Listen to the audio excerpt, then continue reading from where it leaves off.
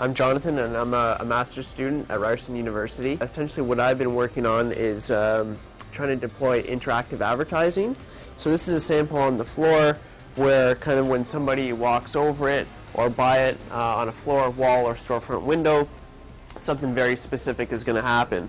I got interested in this because I thought, something needed to be changed rather than that, traditional stale print billboard. Something that's a little bit more fun and something that I believe you can really create an experience around brand. So what I'm able to do is also calculate metrics and analytics using this. I can tell how many people have interacted with it and for how long. So I can go back to the advertiser and say this is how many people used it. And I'm really just trying to create an experience around a brand, like a visual and auditory experience. So this is one of our applications. It's launched in Paris. We are working with RATP, the Paris Metro Authority, to roll it out to other lines. The idea was that passengers can use their mobile phones to find points of interest such as elevators and escalators while they are in a station, create itinerary while they're traveling in the metro system, and for example be able to find attractions and let's say restaurants around a station based on their preferences. One of our main focuses for the application was to help passengers with disability. So basically the research we have done, instead of giving different applications to different mobile users, there's one application that can adapt itself based on the need of the passengers. They all use the same application, but the middleware that we have developed adapted based on their needs. The other sort of big thing that we're doing is giving people the ability to share and make add contextual data and information to content, and have other people appreciate their perspective at the exact moment when it matters to them, and they can do that at any time they want. There is no easy way to share a video with friends. And the way that we envision sharing with friends is by connecting and collaborating with the social media, because all your friends and contacts are already in Facebook or Twitter.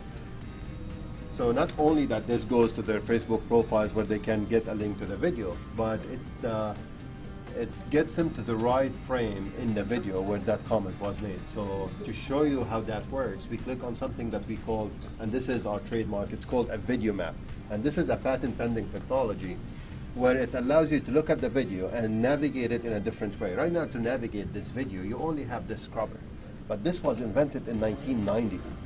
And we're in 2010, and there's a better way. And we see this new way of navigating this video.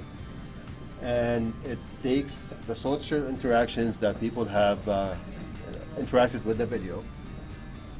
And you see the different bookmarks and comments that were made inside the video. And if I want to jump to a scene, I just click on it. So rather than going back and forth with the scrubber, I get to the scene by reading what I want to get to. And because we depend on users to create those comments and bookmarks, we can almost guarantee that every scene of the video, every important scene of the video would be commented and talked about. So it's a much more natural way to navigate videos. What's the difference between this and 3D? Yeah. Oh, it is 3D. It's just an alternative way of doing it. Normally the consumer products that you see at the stores, what they're doing is they increase the speed at which you're seeing the video, and that's how you get 3D. In this case, you're getting two images simultaneously in a different way so that you don't get a headache.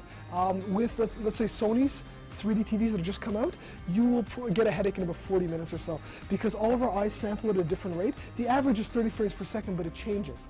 In this case, you could watch this all day, it won't bother you. But the reason why we built this is we had some spare parts, and we decided, okay, let's come up with something neat. And what we did was we designed this as a conference room idea, so somebody could come in here with a notebook. Let's say an architect, he's designing a building for the city, and he would just drag and drop his image from his computer onto the computer here, and it would automatically convert it to 3D, and he could let people walk through the archways of the building, and you'd be able to see the 3D. And then we'll add gesture recognition so we can move it around with just our hands. So that's largely what we focus on. This is software that gets installed on your phone, that when you take a picture, you figure out what network you're on, how fast it is, how much compression we didn't need to do, and the location of it. And we immediately start sending it to your own personal repository online, so all your photos are backed up in real time. If you decide to share those photos, you say this is a public photo, all your friends can then subscribe to your stream and see them on your website, on their websites, and on your mobile phones. We're also recording all the contextual information about the pictures so that you have a good idea of what you were doing at the time of your pictures. You then have it on a map so you can see when and where it was taken. And what we can do, which is really interesting, is we can aggregate, or we can see trends appearing in different locations because we have the information about where these photos are being taken. So we can detect events that are happening, even if they're spontaneous, and get a stream of all the photos coming in from that area. And the premise of TeamSave is to buy things as a group. So every day there's a phenomenal deal, heavily discounted, but very local focus. And to obtain that deal, there's a minimum amount of buyers required. And for example, today's deal is a French restaurant in Toronto, and they go, for half price, if you promise me 5 people, then I'll honor you the deal. So what we really are is measurable marketing. We truly track changing the way people advertise, so stuff like print, radio, television. You could spend a lot of money, but you don't really know what the ROI is, return on investment. And the beauty of where we want to grow is how do we scale this?